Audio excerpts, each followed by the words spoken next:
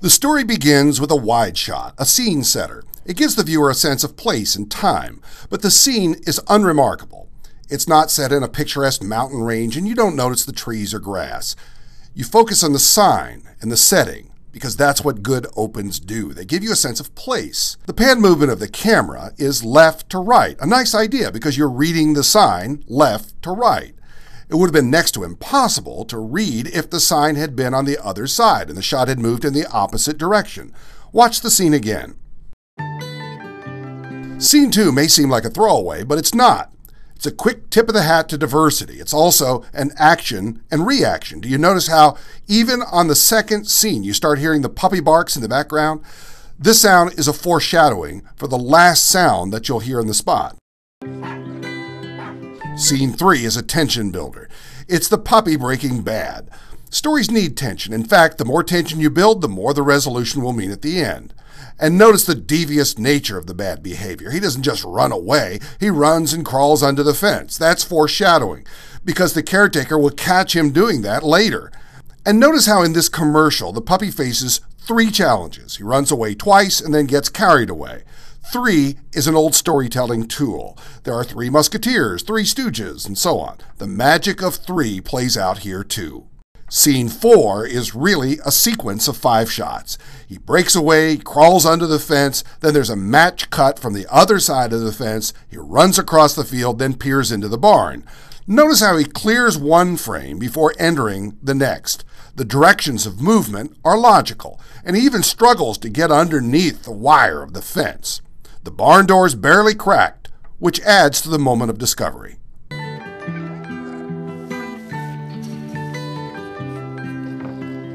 Let's take a second to talk about story focus. Notice how humans have only been a secondary part of the story up until now. We've not gotten to know the human, only the puppy. Why? Because the story is about the puppy loving the horse. The puppy is the main character, not the horse, not the humans. So the piece will start with puppies, end with puppies, and every key emotion in the piece will be about the puppy. The next shot is technically a jump cut because there's no transition from scene to scene, but the focal length of the shots from a medium wide to an extreme wide is so different that it's not jarring. Now the puppy meets the horse. The horse is barely hanging out of the stall when the puppy gets there, and the shot moves from a wide shot to a matched close-up. Good move. Then the horse is on a close-up. This is an action-reaction sequence. Notice the little puppy sound that's like the puppy saying, hello.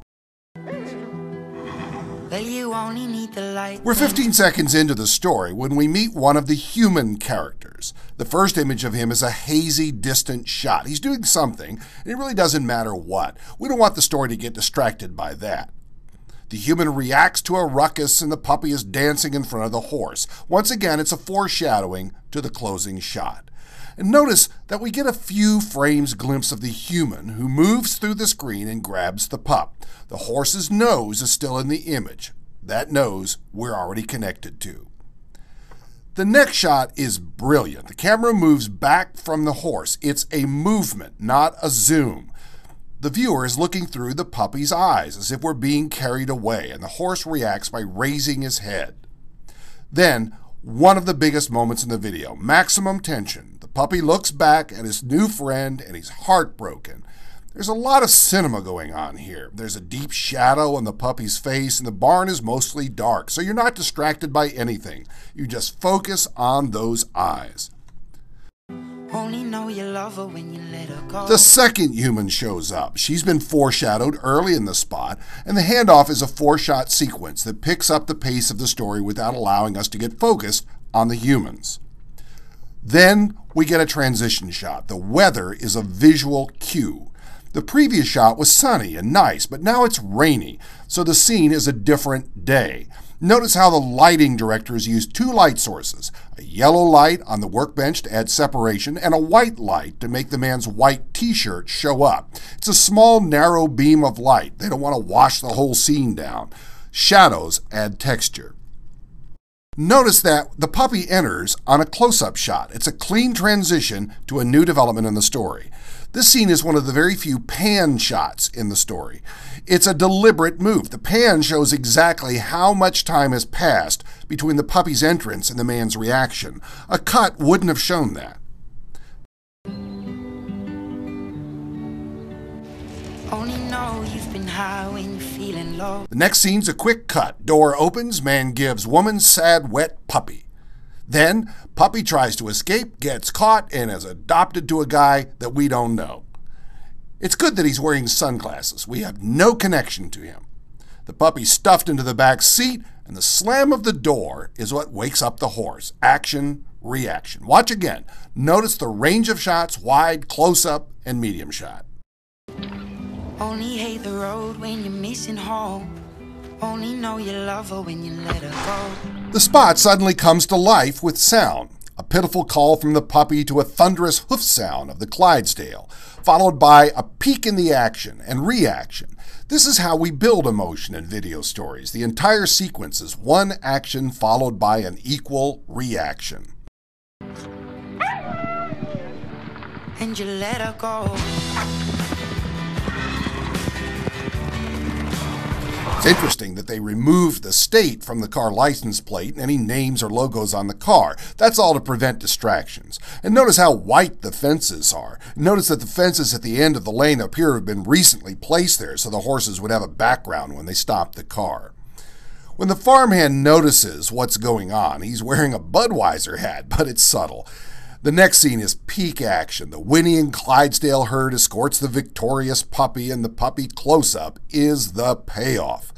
The whinny is the horses calling to the barn, "Your friend is coming home." We have no idea where the man in the sunglasses went, but who cares? The story's not about him. That's why they never developed him as a character in the first place, so he could disappear easily. So now the barn guy chokes up, and so do we. We all admire the victory over adversity, and we're back to the puppy barking and dancing. The grass is green, the horse talks back, and the camera pulls back to an extreme wide shot. This is a classic storytelling frame. It starts with friction, the runaway strong-willed puppy. It builds to context, why he runs away to be with his friend, and it ends with an explosion of action. The herd confronts the car. The music peaks with emotion and the story ends quickly after the explosion of action. It's a shape that you know well. Once upon a time, suddenly, fortunately, as it turns out. The Budweiser commercial may be magical, but it's not built on magic. It's just solid storytelling that every video storyteller can learn from and use on your next shift.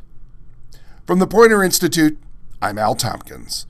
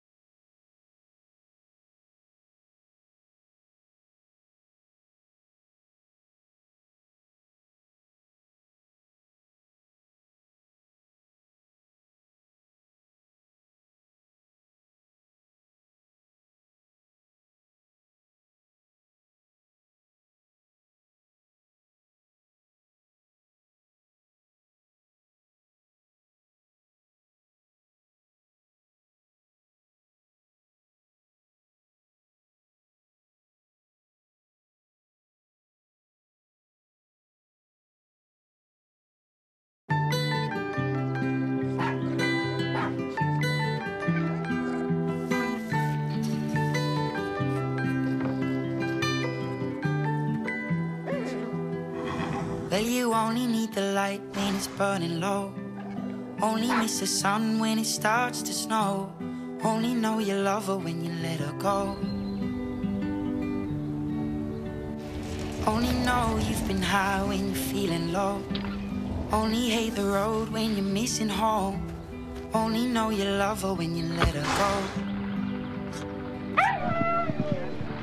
And you let her go.